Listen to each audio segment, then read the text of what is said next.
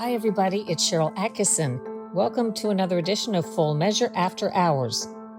This week, I was on site during the last week of Operation Metro Surge in Minnesota, the largest and most controversial illegal immigration crackdown in U.S. history.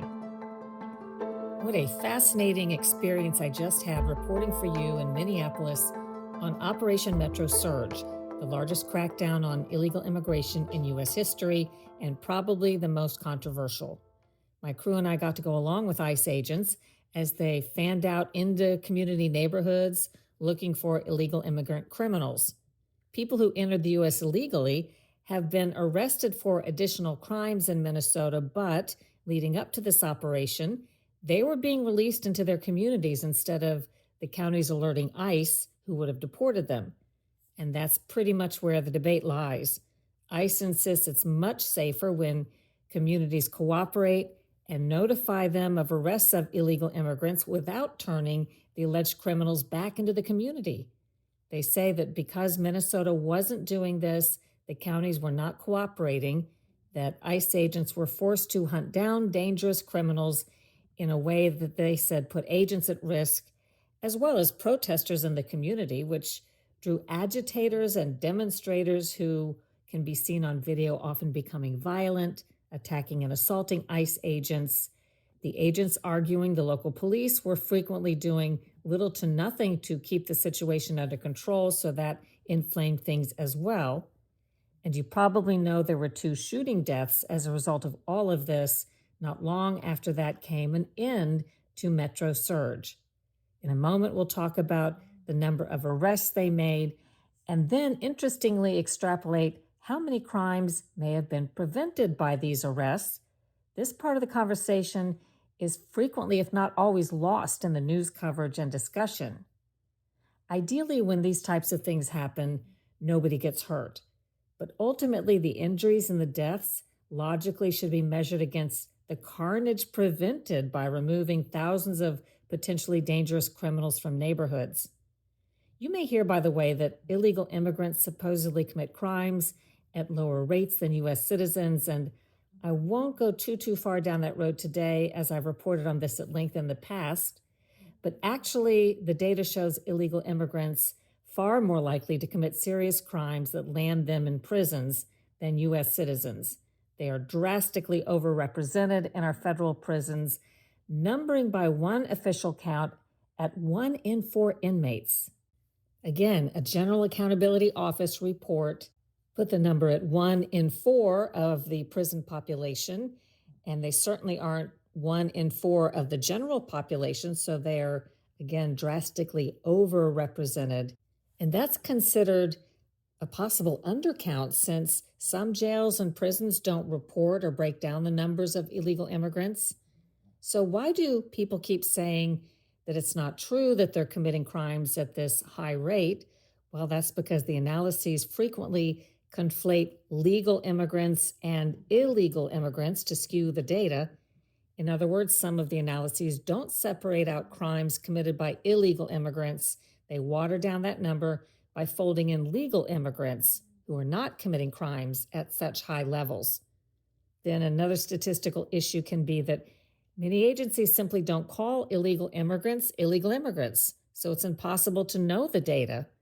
For example, there's some Texas research that concluded illegal immigrants commit crimes at a lower rate, but if you look at the footnotes, they said that they tried to include rates of the offending in California as well as Texas, but that the California data did not allow the researchers to differentiate between documented and undocumented immigrant populations. Again, the blending together of both illegal immigrants and legal immigrants. Wonder why? So perhaps the most reliable indicator is actually who's filling our jails and prisons, and that's where the shocking disparity is seen. Far more illegal immigrants there than there should be if they committed crimes at a proportional rate.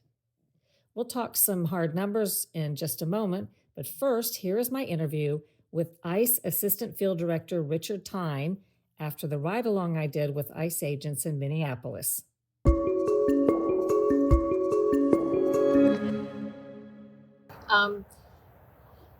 Again, can you summarize what we did today, this morning? This was a typical morning out. Yes. So what would happen this morning was we had targets that we had set up for the night before. We sent out teams to go out and surveil those targets. At that time, when we encountered people that were coming out of those target locations, we identified them. Turned out that they were either here in the country illegally or they had absconded from their court proceedings. So at that point in time, we brought them into custody. This is the first full week of changes after the Border Czar Homan made some announcements and said he got some cooperation from the locals and withdrew 700 federal agents. That's correct. What are the changes?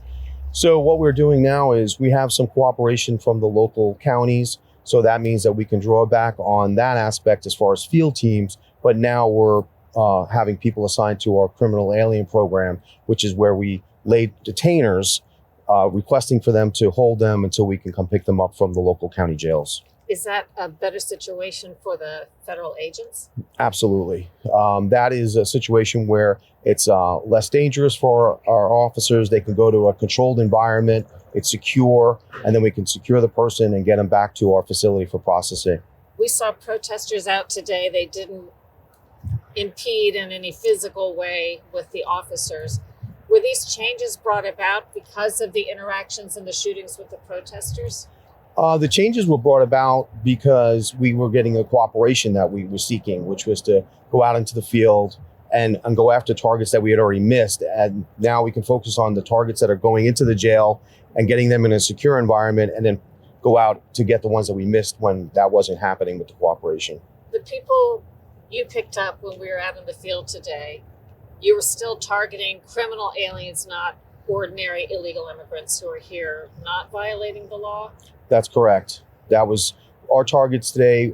Range from, we have a person that is out there who has sexual offenses. We had people that were out there for DUIs. These are all part of our targets that we had for this morning. But still, if you run into somebody who's not committed additional crimes here, you will pick up that illegal immigrant as well. That's correct. If you're in the country illegally and we encounter you, we will take you into custody. Anything else you'd like to add? What you'd like people to know?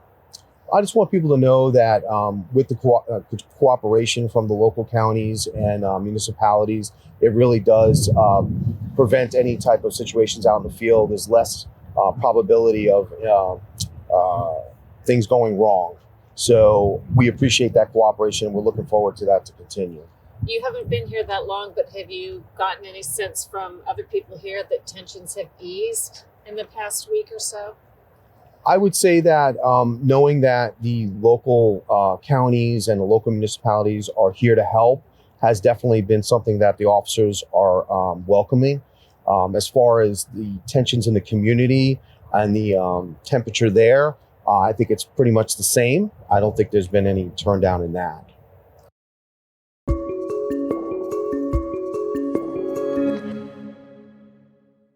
As promised, some hard stats now.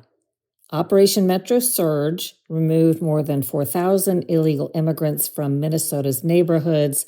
Lots of examples were put out. In one day, a release discussed 13 men said to be active gang members from Mexico, Laos, Guatemala, Cuba, Burma, Thailand, and El Salvador, all roaming Minnesota streets after allegedly committing drug crimes, arson, sexual and weapons offenses, robbery, and kidnapping.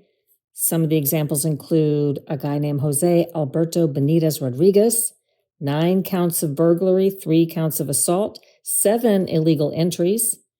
A guy named Benevenuto Walter Lopez Alonzam, sexual assault charges in his case. Dionisio Carbajal Escobar, 7 drug convictions, 13 illegal reentries. It's like there's a turnstile at the border. And at least 4 pending charges, including a felony weapons offense. A guy named Jose Miguel Reyes Hovel was also arrested. He'd been convicted of 1 murder and arrested for another. And then another notable, Mong Chang, a guy convicted of 2 murders before he was picked up and somehow released and running loose in Minnesota before the ICE agents arrested him.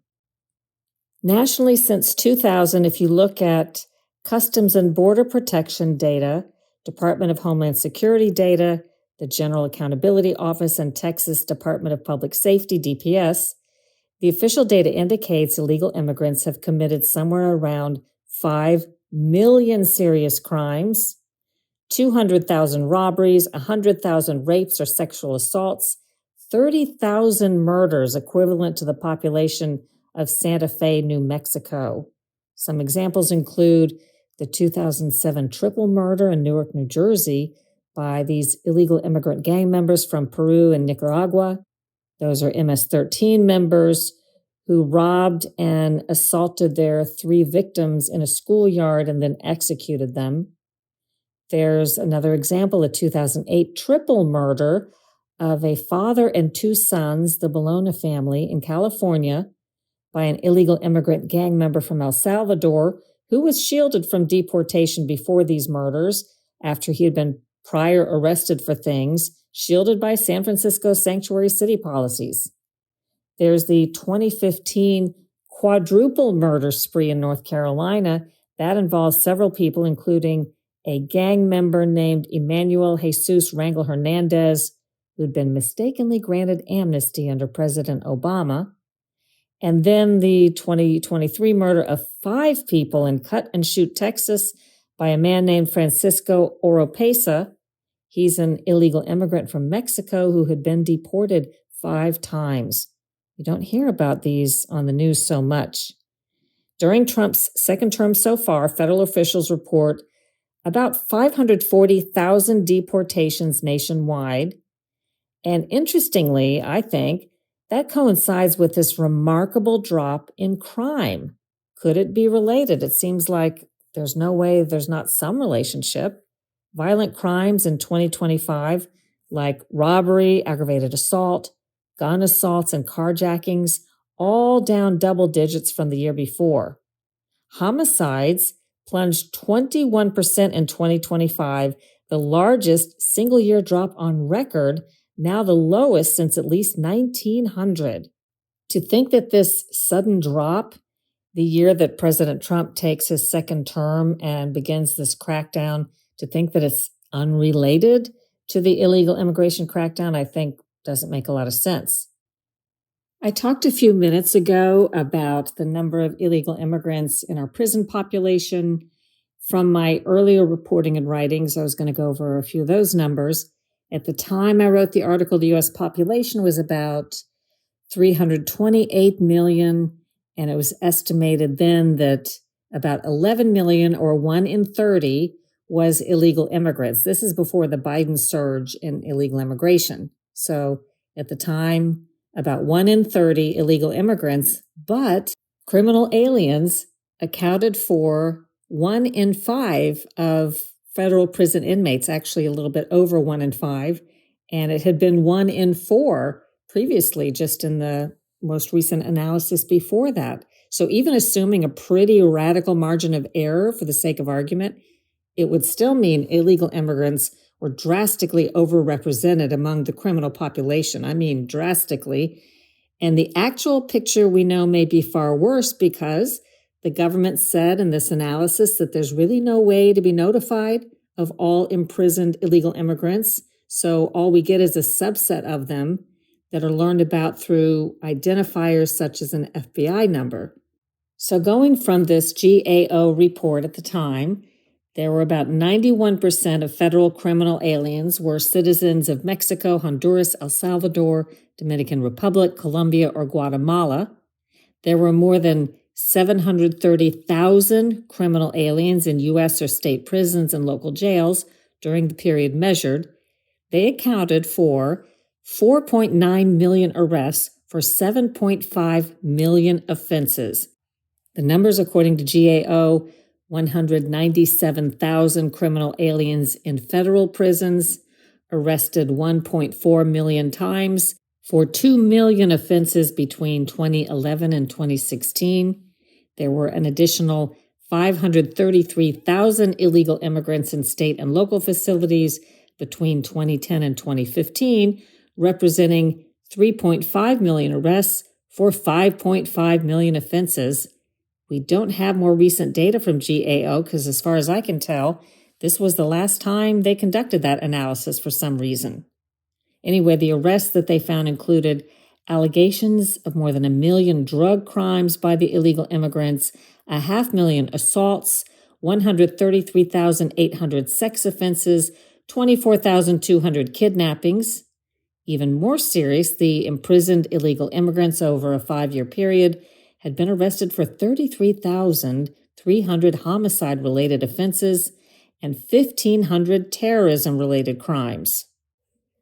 Another thing that seems to be lost in the discussion when we even try to compare the rate of illegal immigrant crime compared to U.S. citizen crime is the fact that every crime committed by an illegal immigrant is a net crime that should not have occurred. It's not a matter of whose presence in this country is creating more havoc. It's that all of the illegal immigrant crimes shouldn't be happening at all. And by the way, there is a huge cost in terms of what you and I are paying. Just looking at the cost of keeping criminal aliens behind bars in federal, state, and local facilities, federal taxpayers shelled out $15 billion during that relatively short time period studied. $15 billion. Many of these illegal immigrants are repeat offenders here in the U.S. Of about 146,500 who finished a federal prison term, about 1 in 6 of them had already been imprisoned again at least once. A huge problem that just doesn't get enough attention in the discussion, in my view. Now, the last statistics under the category of this just in, we're going to talk about arrests of individuals with criminal convictions by U.S. Border Patrol.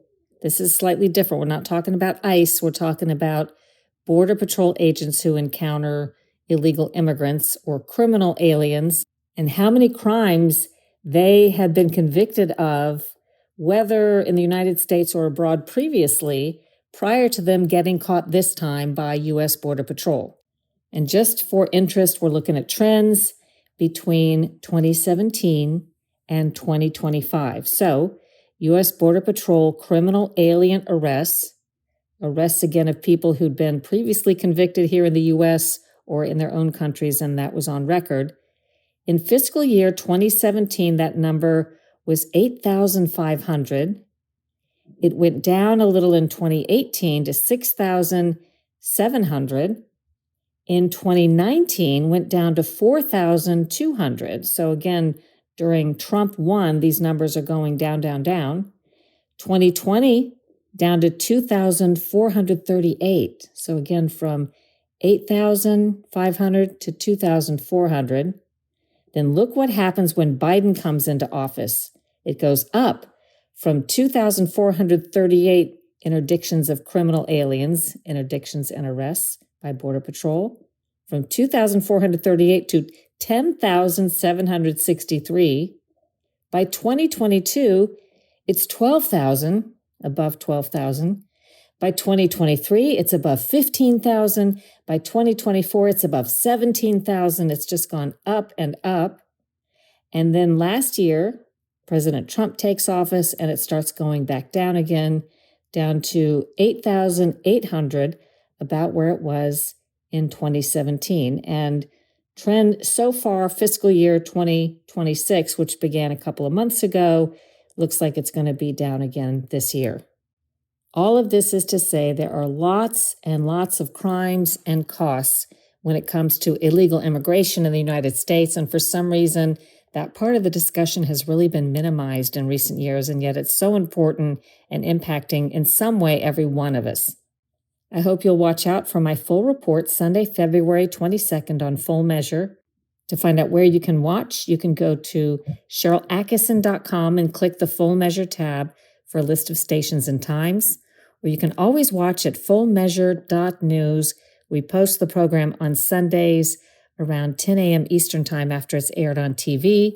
If you're listening to this after February 22nd, don't worry. You can always go to fullmeasure.news and watch replays anytime, or look for it on our unadvertised YouTube channel, Full Measure with Sharyl Attkisson.